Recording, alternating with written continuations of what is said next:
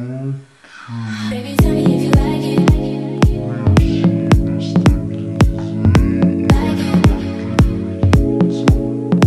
Bonjour tout le monde, donc je me présente, je m'appelle Chloé, je vais vous faire des vidéos sur la photographie.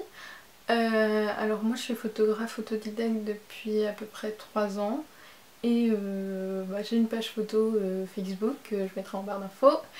Et donc voilà, donc pour commencer, il faut bien commencer par une vidéo, donc je vais vous faire une vidéo sur quel objectif choisir pour quelle utilisation. Donc n'hésitez pas à poser des questions en commentaire si je suis pas très claire. Et donc voilà, je vais commencer maintenant et n'hésitez pas à me dire si ça vous a plu, quel type de vidéo vous voudriez. Et donc voilà. Alors je vais commencer donc déjà par une petite explication rapide. Donc les objectifs ça va à peu près de 8 mm à 500, 1000, je sais même pas quelle limite ça a. Et donc plus le nombre de millimètres est petit, plus l'objectif est grand angle, donc ça veut dire que l'angle de prise de vue il est grand.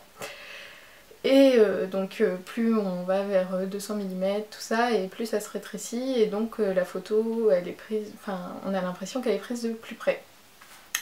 Donc je vais commencer par les grands angles. Donc tout d'abord le 8 mm c'est un fisheye, je crois que ça va jusqu'à 15, 16, 20 mm, c'est encore cet effet fisheye. Donc l'effet fisheye, je vous le mets sur le côté parce que j'ai pas d'objectif pour vous montrer. Donc comme son nom l'indique, ça fait un effet œil de poisson, donc ça fait un effet arrondi.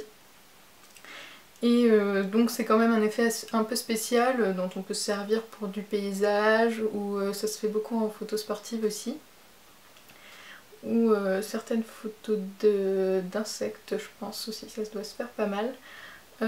Ensuite à partir de là on va atteindre les 20, 24, 28 mm, 35 mm. Donc ça c'est un objectif grand angle. Donc alors je vous montre ça, c'est un 24-70, donc c'est un zoom qu'on m'a prêté. Et là j'ai un 28 mm, c'est une focale fixe. Donc déjà il y a une différence entre les focales fixes et les zooms. Donc le zoom on peut zoomer et la focale fixe c'est fixe là par exemple à 28 mm. Donc je peux pas aller à 35 avec quoi. Et donc le 24-70 il est plus polyvalent parce qu'il va de 24 mm à 50 mm, 70 mm, comme on peut le voir ici sur la barre de zoom. Et donc pour le 24 mm 28 c'est pas mal pour l'utilisation pour du paysage. Donc je vais vous mettre des exemples de photos que j'ai faites sur le côté ou après, on verra. Et donc ces objectifs là, paysage, urbain, pas mal pour les photos de vacances si vous partez en vacances. Il existe aussi le 18-55 que j'utilise pour filmer. Donc 18-55 c'est l'objectif de base. Qui vous sert, donc qui est pas cher et qui peut servir pareil paysage et portrait. Donc 18-55 objectif de base, 24-70 c'est plus de même budget, ça peut aller jusqu'à, je crois que c'est 1200 €. En fait la différence c'est que là c'est un série L USM, donc je suis en Canon, donc mais pour les objectifs, ça, à peu près, au niveau de la focale, c'est toujours la même chose pour tous les objectifs de toutes les marques. Mais bon, moi je vous présente du Canon parce que je travaille en Canon. Et donc 18-55 pour un budget un peu plus limité, 24-70 si vous avez beaucoup d'argent. Et moi j'utilise mon 28 mm, alors déjà parce que je suis une adepte des focales fixes. Et en plus parce que moi j'aime bien, il ouvre un peu plus. Donc en fait je vous ferai d'autres vidéos pour vous expliquer l'ouverture, le diaphragme, la vitesse, la focale, etc. Et donc moi le mien c'est le 28 que j'utilise pour du paysage.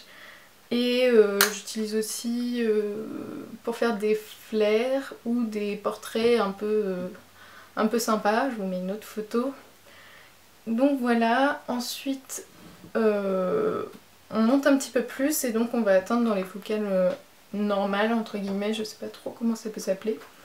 Et donc là on a le 50 mm, donc je vous présente le 50 mm 1.8. Donc voilà, il se présente comme ça. Donc 1.8 c'est l'ouverture. J'ai un 1.4 aussi qui est en réparation, il est cassé. Donc voilà, je vous le présente, hop, on voit à travers. Donc le 50 mm il sert pour les portraits.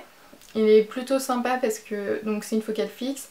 Donc il ouvre plus et il permet d'avoir un flou d'arrière-plan un peu sympa. Et donc le 1.4 il est un peu mieux déjà au niveau de la construction, il est moins plastique. Et il ouvre encore plus et il existe aussi le 1.2 pour ceux qui ont beaucoup d'argent. Donc voilà, 50 mm portrait, je m'en suis déjà servi pour du paysage, photo sportive ça peut aussi, et photo de nature aussi je m'en sers pour ça.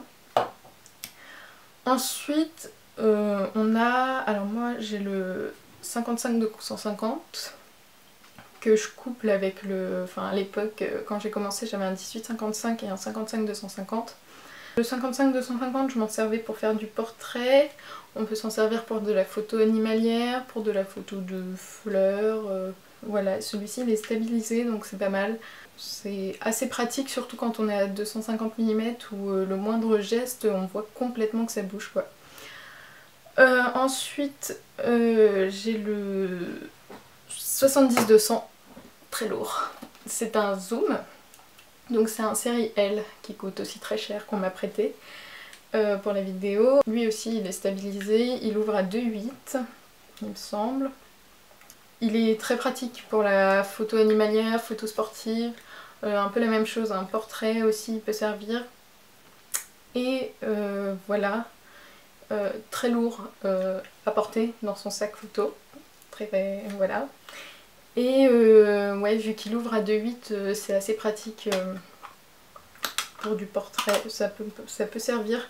Pas en studio, je conseille plutôt soit le 24-70 soit le 50 mm, voire un 35 mm, ça peut être utile si on veut pouvoir avoir un peu plus d'espace.